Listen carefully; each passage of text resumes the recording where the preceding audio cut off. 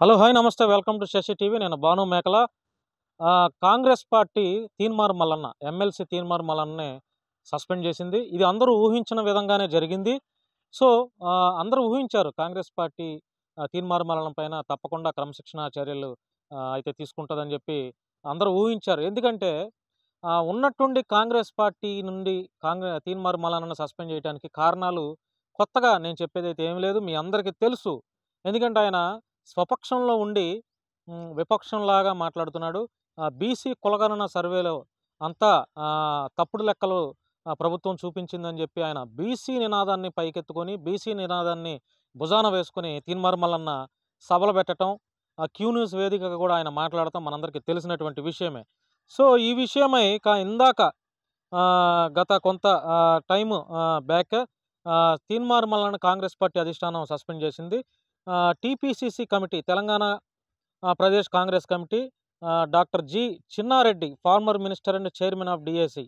The disciplinary action committee of TPCC has served show cause notice to you 5/2/2025 for an anti party activities and ask to you submit your explanation.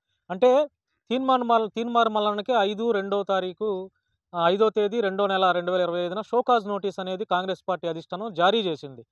So show cause అంటే మీకు తెలుసు. తీన్మార్ మల్లన్న ఎందుకు Congress party అధికార party ఎమ్మెల్సీగా ఉండి అధికార party పైనే తను ఏ పార్టీలో అయితే ఉన్నాడో ఆ పార్టీ పైనే ఎందుకు విమర్శలు చేస్తున్నారు, దానికి సరైన కారణాలు ఏంటనేది చూపించండి అని చెప్పి షోకాజ్ నోటీస్ జారీ చేస్తే ఆయన క్యూ న్యూస్ వేదికగా నాకు షోకాజ్ నోటీస్ జారీ చేసినా నేనైతే సమాధానం నేను రిప్లై ఇవ్వాల్సిన అవసరం లేదు, మీరు ఏం చేస్తారో చేసుకోండి అని చెప్పి తీన్మార్ మల్లన్న తనదైన స్టైల్లో ఆరోపణలు చేశాడు. సో కాంగ్రెస్ పార్టీ మరి తీన్మార్ మల్లన్న సస్పెండ్ చేస్తుంది, ఎందుకు యాక్షన్ తీసుకోవట్లేదని చాలా పెద్ద ఎత్తున అయితే గుసగుసలో చర్చ అయితే జరిగింది. సో ఇప్పుడు ఈరోజు 1వ తారీఖు మార్చి 1న తీన్మార్ మల్లన్నకి కాంగ్రెస్ పార్టీ షాక్ ఇచ్చిందంటే షాక్ ఇచ్చిందని అయితే చెప్పుకోవచ్చు. సో ఆయన్ని తెలంగాణ కాంగ్రెస్ పార్టీ సస్పెండ్ చేసింది. సో దీనిపైన తీన్మార్ మల్లన్న ఎలా స్పందిస్తాడు, ఆయన యాక్షన్ నెక్స్ట్ భవిష్యత్ కార్యాచరణ ఏంటి, మరి బీఆర్ఎస్లోకి జాయిన్ అవుతాడా, లేదంటే మరలా బీజేపీలోకి జాయిన్ అవుతాడా, లేదంటే ఎమ్మెల్సీ పదవికి రాజీనామా చేసేస్తాడా, లేకపోతే ఏం జరుగుతుంది, తీన్మార్ మల్లన్న ఎలా స్పందిస్తాడు, కాంగ్రెస్ పార్టీ సస్పెండ్ చేయటం దాని పట్ల ఆయన విమర్శలు ఎలా ఉంటాయి, ఏ విధంగా స్పందిస్తాడు అనేది మనకు తెలియాలి, మనకు అర్థం అవ్వాలి. అంటే మరి తీన్మార్ మల్లన్న నుంచి ఒక క్లారిటీ కన్ఫర్మేషన్ వచ్చేదాకా మనకైతే తెలియదు. ప్రస్తుతం అయితే కాంగ్రెస్ పార్టీ తీన్మార్ మల్లన్న సస్పెండ్ చేసింది.